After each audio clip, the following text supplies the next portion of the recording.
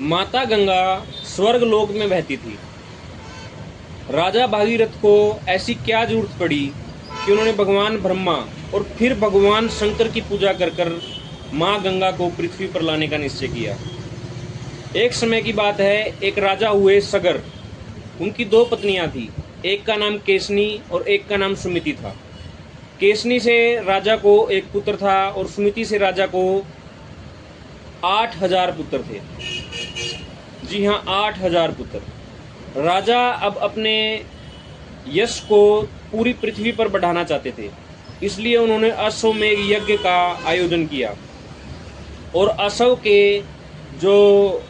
अश्वमेध यज्ञ का जो घोड़ा था उन्होंने पृथ्वी पर भ्रमण के लिए छोड़ दिया कि किसी ने भी अगर उस घोड़े को पकड़ा भ्रमण करते हुए तो उसको राजा के साथ युद्ध करना पड़ेगा। अब जब घोड़ा आधी से ज़्यादा पृथ्वी भ्रमण कर चुका था तो देवराज इंद्र को एक शंका पैदा हुई कि अगर राजा का घोड़ा पूरी पृथ्वी पर भ्रमण कर गया तो राजा का यश बहुत ज़्यादा बढ़ जाएगा, वो स्वर्ग लोक के बराबर हो जाएगा। देवराज इंद्र को यह बात पच नहीं रही थी। उन्होंने क्या किया, अश्व का घोड़ा पकड़ा और महर्षि कपिला के आश्रम के पास बांध दिया।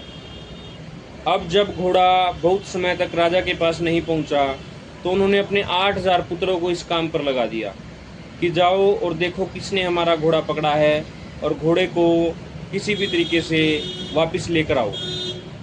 तो 8,000 पुत्र निकल पड़े भाई। अब जब 8,000 पुत्र पूरी पृथ्वी का भ्रमण कर चुके तो अंत में वो पूछे महर्षि कपिला के आश्रम में। उन्होंने वहाँ घोड़ा बंधा देखा तो उन्होंने कोई बुद्धि नहीं लगाई, कोई अकल का इस्तेमाल नहीं किया और सीधा ही महर्षि के ऊपर सारा का सारा लांछन डाल दिया, सारा का सारा उन्हीं के ऊपर दोष मंड दिया। अभी महर्षि कपिला अपनी घोर तपस्या में लीन थे, लेकिन उन्होंने इतना उत्पात मचाया कि महर्षि की जो तपस्या थी वो भंग हो गई।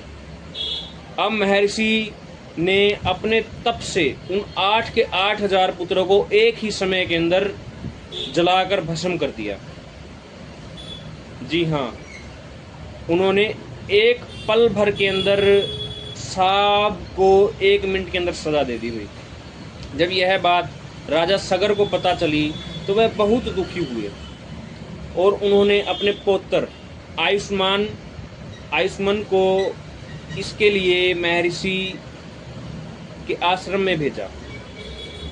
वह महर्षि के आश्रम में जाकर महर्षि के चरणों में गिर गए और बोला, हे महर्षि, अगर मेरे पूर्वजों से कोई भी पाप हुआ है तो उन्हें क्षमा करें और उनके मोक्ष का मुझे रास्ता दिखाएं। तो महर्षि ने बताया कि उनके मोक्ष का केवल एक ही रास्ता है।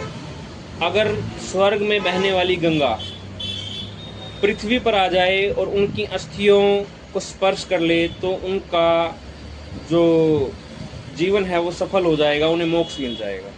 तब राजा आयुष्मान अश्वमेध का घोड़ा लेकर वापस अपने राज्य में आ गए और यज्ञ सफल हुआ। उसके बाद उन्होंने माँ गंगा को पृथ्वी पर लाने की बहुत घोर तपस्या भी की और कोशिशें भी की, लेकिन वह सफल नहीं हो सके। उसके बाद उनके पुत्र दिलीप राजा बने और उन्होंने भी बहुत अथक प्रयास किए, लेकिन पूरी जिंदगी प्रयास करने के बाद भी वो भी माँ गंगा को पृथ्वी पर नहीं ला सके। उनके बाद उनके पुत्र हुए भागीरथ।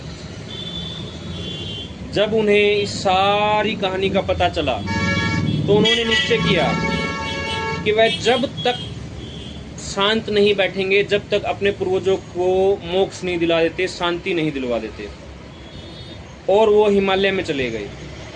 उन्होंने भगवान ब्रह्मा की इतनी कठोर तपस्या की कि भगवान ब्रह्मा को पृथ्वी पर प्रकट होना पड़ा हिमालय पर्वत पर।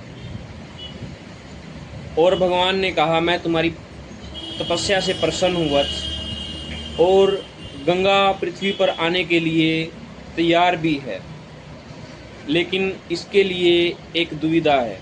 वह दुविधा यह है कि गंगा का जो प्रवाह है वह इतनी तेज है कि पृथ्वी उसे सहन नहीं कर पाएगी।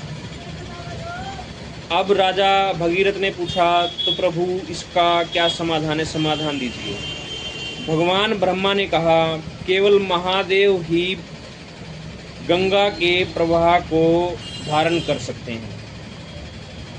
उसके बाद राजा भागीरथ बिना सोचे समझे भगवान शिव को प्रसन्न करने में जुट गए और उनकी तपस्या में लीन हो गए। अब क्या राजा भागीरथ भगवान शिव को प्रसन्न कर पाए? क्या गंगा को पृथ्वी पर ला पाए? ये हम जानेंगे कल की कथा में। आज के लिए इतना ही। तब के लिए हर हर महादेव, हर घर महादेव।